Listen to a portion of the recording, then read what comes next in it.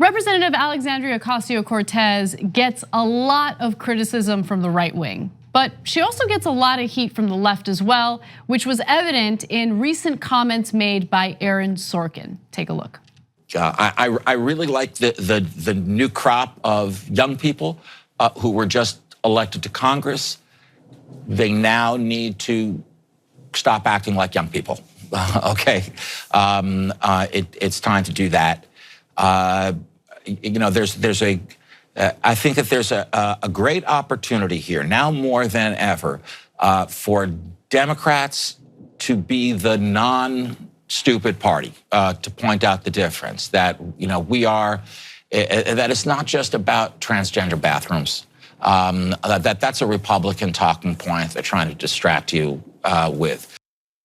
So the freshman Democrats in Congress are not hyper-focused on the identity politics. They're actually pretty focused on economic issues and economic justice, which was perfectly outlined by AOC on Twitter. So she directly responded to Aaron Sorkin's comments and said, newsflash, Medicare for all and equal rights aren't trends. When people complain about low turnout in some demos, it's not because communities are apathetic, it's because they don't see you fighting for them. If we don't show up for people, why should you feel entitled to their vote?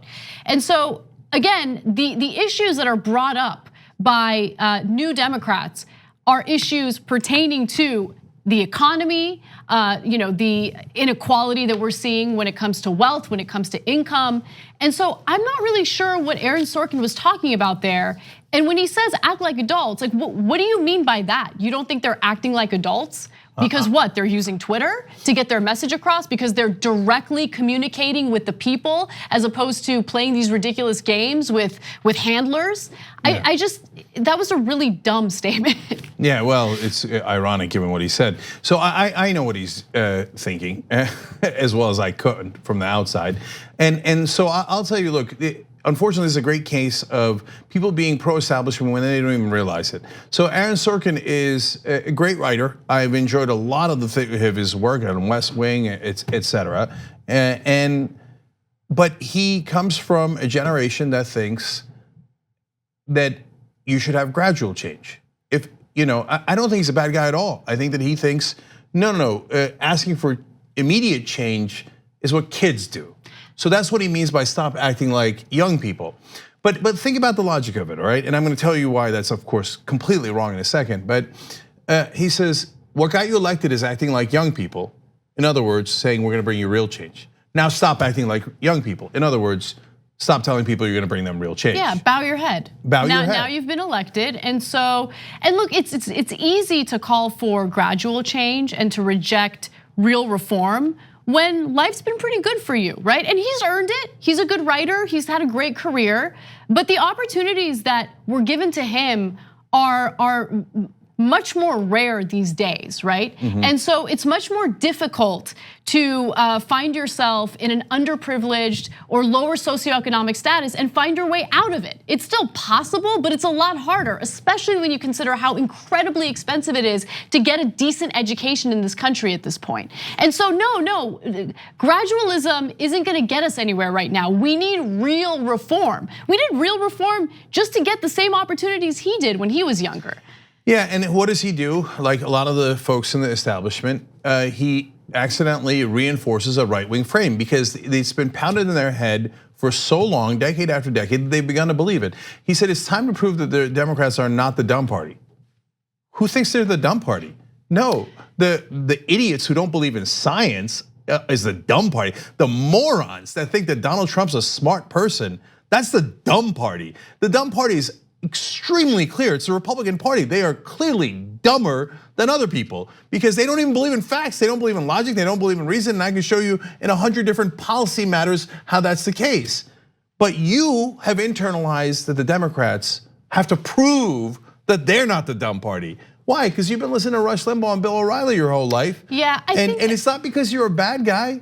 I'm sure that he means well. Yeah. But it's buried in their heads and their assumptions. So look, the first time I heard his statements, I thought that he meant exactly what you thought, right? That now is the time for Democrats to prove they're not stupid. But I think what he meant is now is the time where you can really differentiate Democrats from Republicans because of how unbearably stupid Trump's administration looks right now. You can come, I don't know. There's no onus on Democrats to prove intelligence. Right. Last two presidents were a Rhodes Scholar and a guy who was the editor of the Harvard Law Review. Okay, look, for all my problems with Bill Clinton and Barack Obama, not being intelligent is not among them. They are super intelligent. On the other hand, the last two Republican presidents are George W. Bush and Donald Trump, who are in a race to prove who's the dumber person on the planet. Okay, so I'm not having that conversation. Anyway, but on the main issue of should they just settle down? It's so ironic that this news story came out on Martin Luther King Day. So I'd like to read a couple of quotes from Martin Luther King because everybody likes to read the anodyne stuff. Oh, he has a dream and black kids and white kids are holding hands. No, Martin Luther King was a radical who was for change and immediate change. Big change right now, not later. Oh, Cenk, is that really true? Well, let me read you the quotes. He said, "We are now faced with the fact that tomorrow is today.